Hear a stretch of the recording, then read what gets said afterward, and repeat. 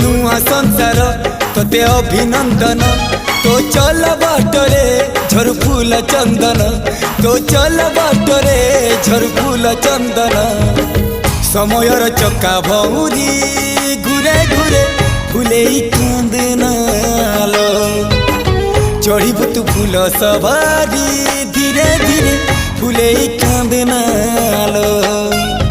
बाहादर सुख परा विधाता देइछि तोते विरह वेदना सबु सहिबाकु हवा मते